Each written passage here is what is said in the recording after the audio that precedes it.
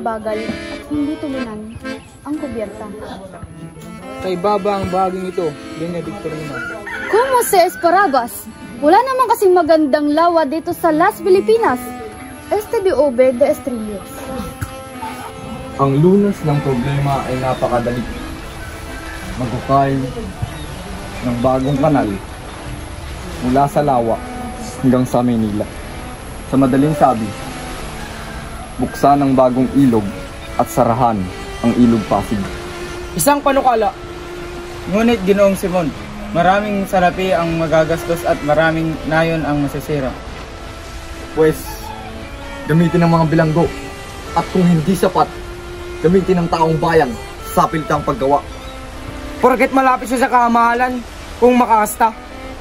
Akala mo kung sino? Walang utang na loob!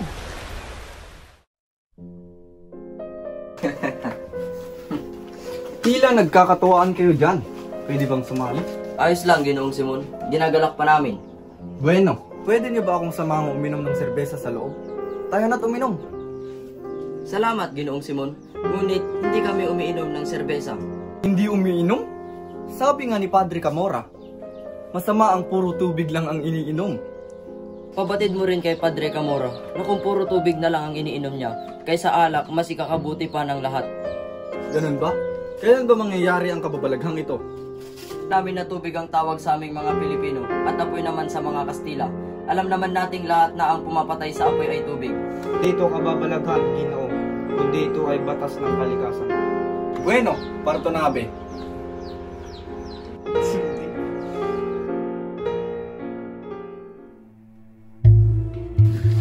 Amin ang lupang ito. Hindi ba't walang may pakitang papeles ang mga mapang-abusong preling iyan? Nasaan ang pruweba nyo? Amin ito. Amin ang lupang ito. Hindi ako magbabayad ng buwis sa inyo. Matigas ka talaga tayo. Isdakpin mo yan. Saan nyo ako dadalhin? Bitawan nyo ako. Mama ka na lang. Kailangan pang tubusin ng mga anak mo.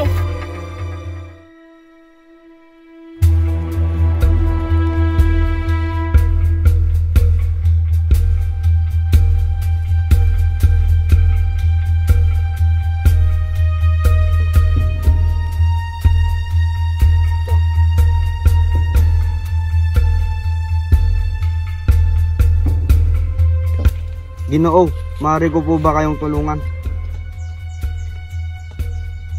Anong ginagawa mo sa gubat na ito? Kung inyo pong maiigunita, nakaraan na po ang 13 taon. Dito rin po sa mismong pok na ito, una tayong nagkilala at kung hindi po ako nagkakamali, kayo po ang taong nagbigay sa akin ng pakikiramay. At sino ko sa tingin mo? Isang taong ipinalagay kong dakila. Isang taong alam ng lahat, maliban sa akin, napatay na ang kamatayan ay labis kong dinadamdam.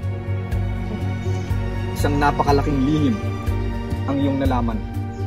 Isang lihim na pwede mong ikapahamak. Di mo ba naisip yon? Sa iyong nalaman, pwede kang masawi sa aking kamay. Totoong naparito ako 13 taon na ang nakaraan upang dakilain ang aking nag-iisang kaibigan na nilaan ang kanyang sariling buhay upang ipaglaban ng mga Pilipino laban sa mapang-api. At ngayon, ako'y nagbalik upang ipagpatuloy ang kanyang nasimulan at di ko lubusang maisip na ang lasong naiwan ay lubusan ng kumalat sa lipunan. At ang kabataan, wala nang ginawa kundi sumunod, magpaalipin, hindi pinapakinggan. Nagkakamali ka, Ginoong Simon. Kung hindi nag-aaral ang mga kabataan ng wikang Kastila, hindi tayo papakinggan ng pamahalaan. Ang wikang ito ang tuluyang magbubuklod sa mga Pilipino.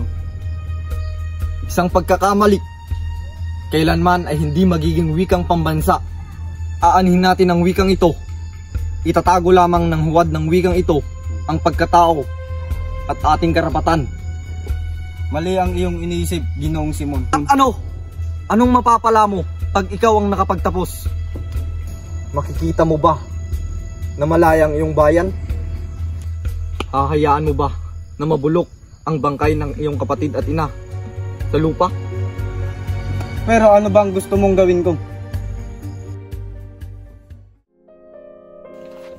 Nais kong ibabatid sa inyo ang pagsang-ayon po sa amin sa pagtatayo ng Akademya ng Wikang Kastila. Umaasa kami na ang mga mag-aaral sa paggawa ng mabuting dignidad, hindi lang para sa mga tao, ngunit para sa bayan.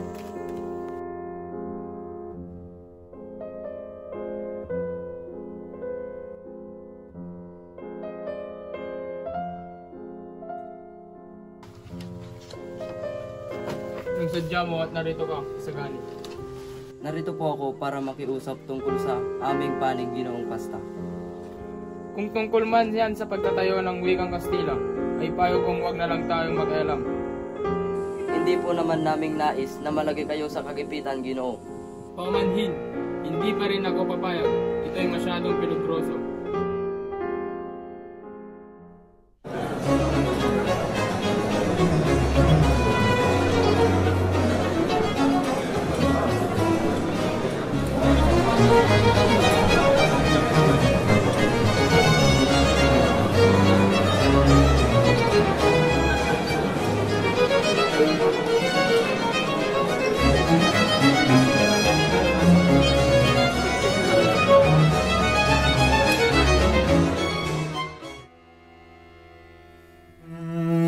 Nasaan na yung utang, Quiroga? Ngunit ako'y nalulugi pa. Kung gayon, papatago ko sa iyo ang aking armas upang mabawasan ang utang mong salapi. Huwag kang mag-alala, ako na ang bahala.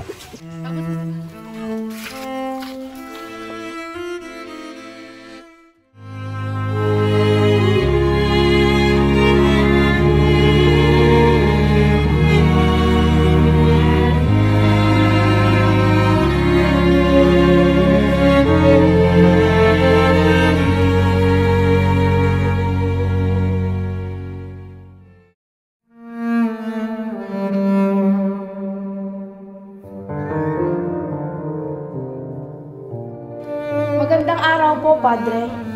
Pasensya na po sa abala. Ngunit kailangan ko po ng kaagang tulong, Padre. Ano ang aking may tutulong? Nakakulong po ang aking nobyo, si Basilio, at kailangan ko po siyang pakawalan. Napagbintangan lamang po siya. Padre, desperado na po ako sa tulong niyo. Sige na po, Padre. Nagmamakaawa po ako. Abay, maaari kitang tulungan. Susulatan ko sa Alfares at bukas na bukas, pagsikat ng araw, makakalayo na siya. Maraming salamat po, Padre. Walang anuman.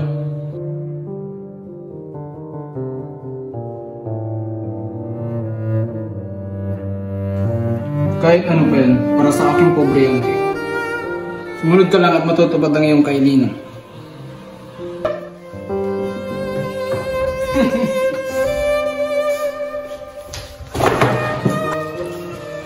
Wag po!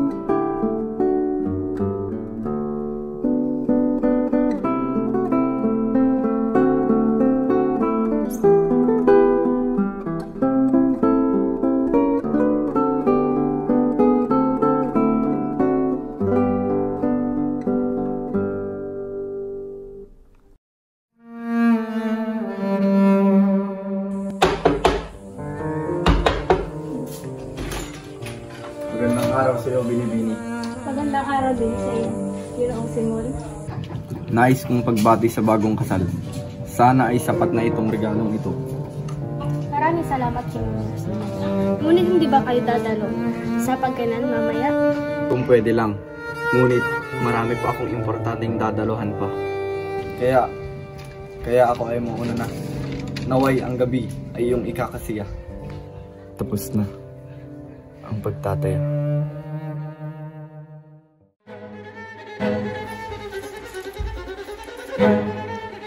Ultimo recuerdo, Don Cristomo Ibarra.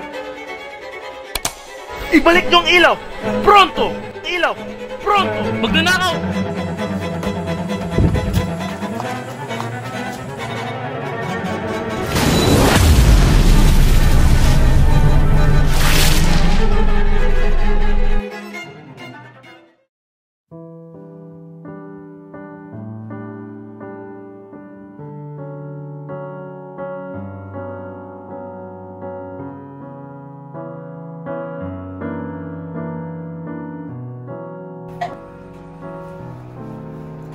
Tapos na ang aking misyon.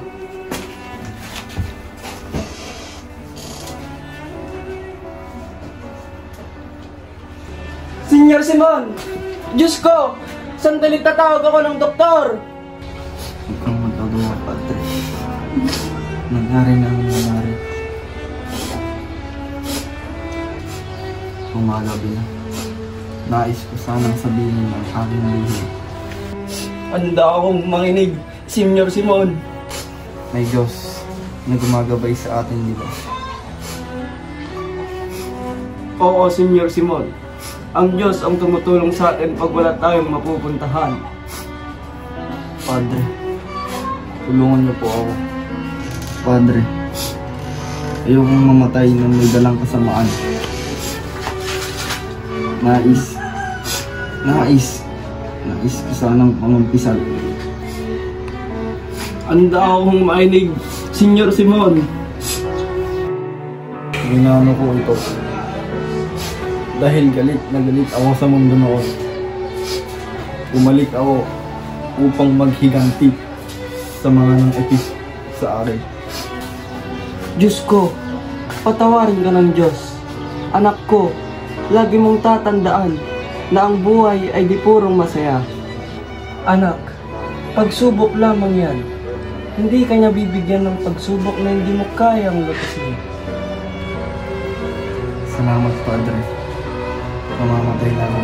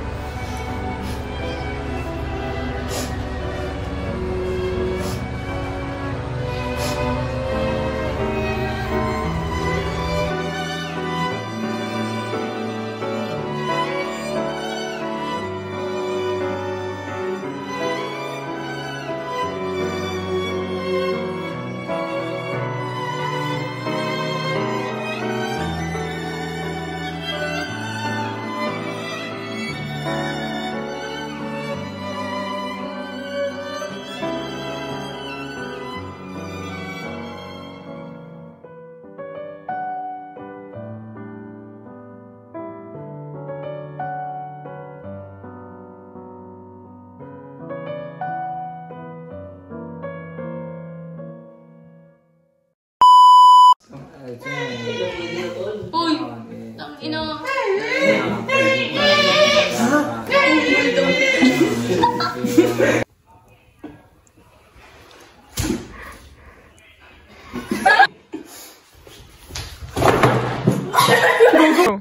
Dito rin po sa misyon.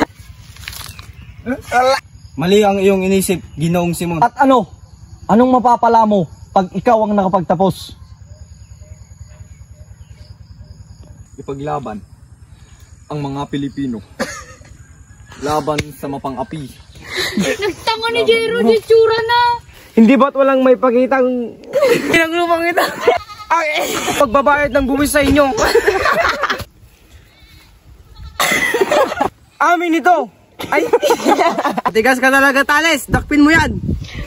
Matigas ka talaga, Tales. Dakpin mo yan. Gusto niyo ako talay! Porkit malapit sa kamahalan. Kung